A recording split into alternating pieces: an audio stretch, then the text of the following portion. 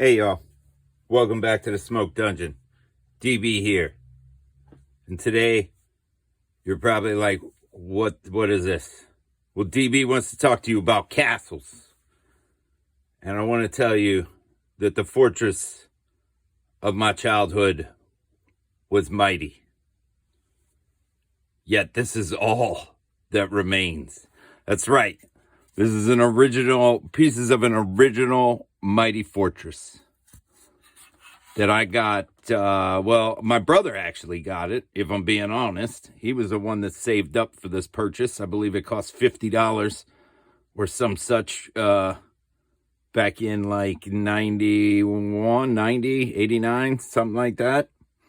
Saw this jaunt in a Dragon magazine pretty much and knew I needed to have it.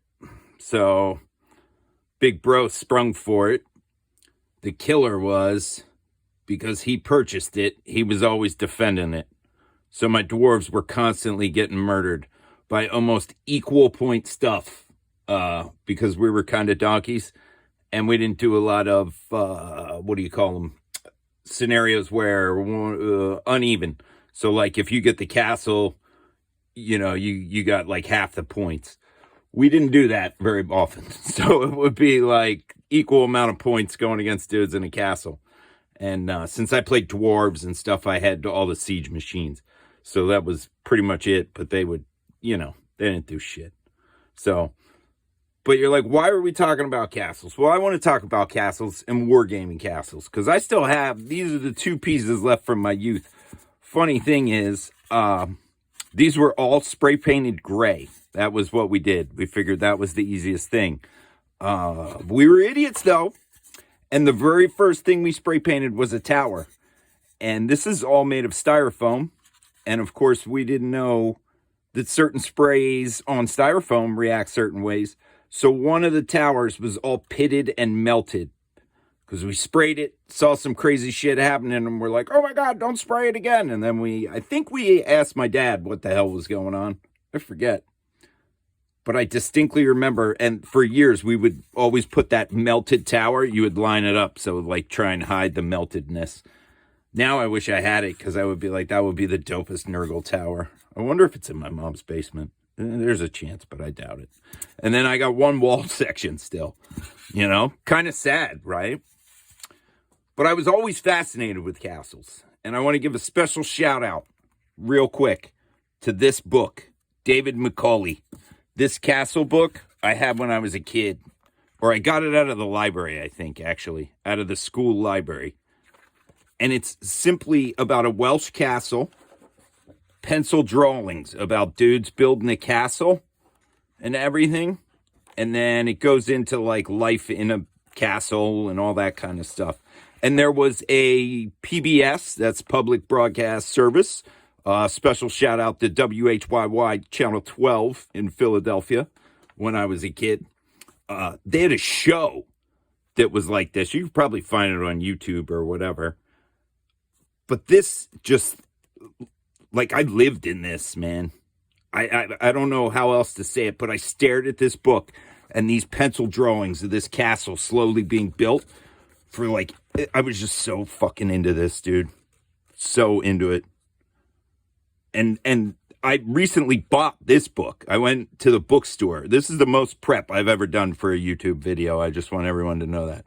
I went and actually bought this book because I was like, if I'm talking about castles, I got to talk about this book right here. Because this book to me was castles.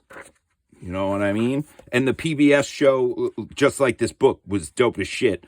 I don't know. I mean, if you watch it now, it might be haggard. But you know what ain't haggard? This book is an absolute classic.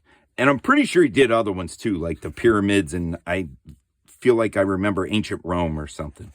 But, we even got sieges, all about sieges and everything in here, which is just crazy. And I remember staring at this book forever. So I wanted to suggest this to you. I'm going to give this one to my kids. So hopefully I can start the same thirst for castles as I got. They, give it to them. There's a color version of this book too, but I think something is lost in the color version. I'll be perfectly honest. The pencil version just crushes. There's just absolute crushes. Yeah. Brings me to this book. What? Warhammer Siege, right? 3rd edition. Rick Priestley. Check that Fimmer out, dude. So dope. So dope. Classic artwork. So after this book, I graduated onto this book. All these things just filled the mind, right? Filled the mind. So dope. So dope. Absolutely love it. Oh, check this out, yo. Chaos Dwarf Bazooka. I got a video on that coming up soon, y'all.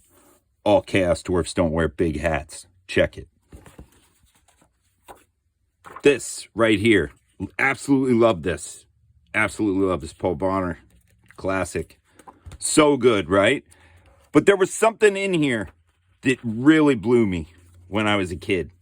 And that was this. Warhammer 40K siege rules. Sieges in the far future. And this was wild. Like this table right here, just scenarios.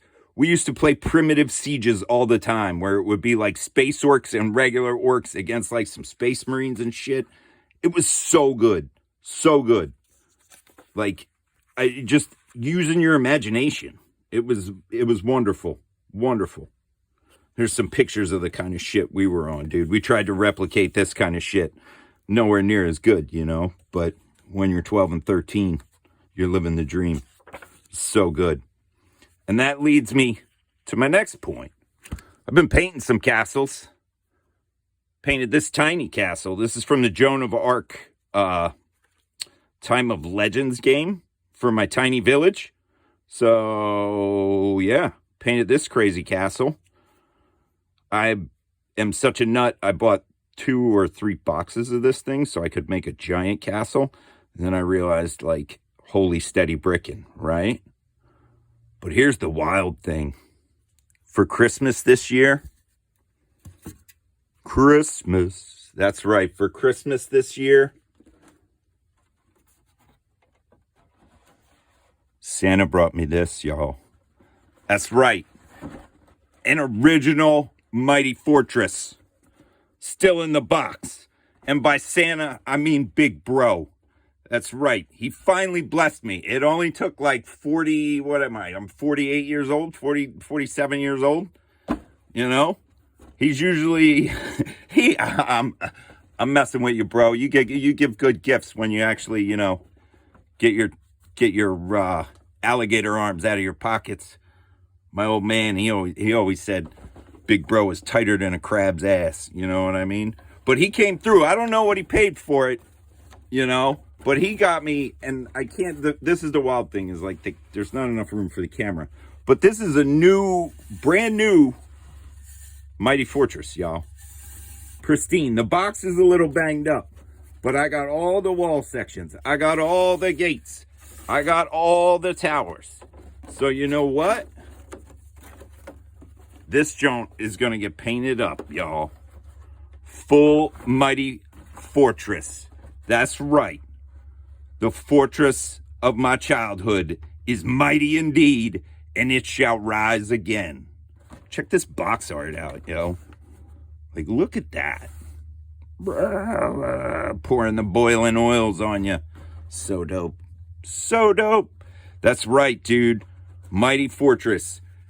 And not only that, one of my good friends, the nimblest of Puma, a Golden Demon winner, is going to paint this for me. So, like, I'm over the moon, y'all. I'm over the moon. You know what I'm saying? Unlike the Artemis rocket, I am over the moon. This is the dope shit right here. Mighty Fortress.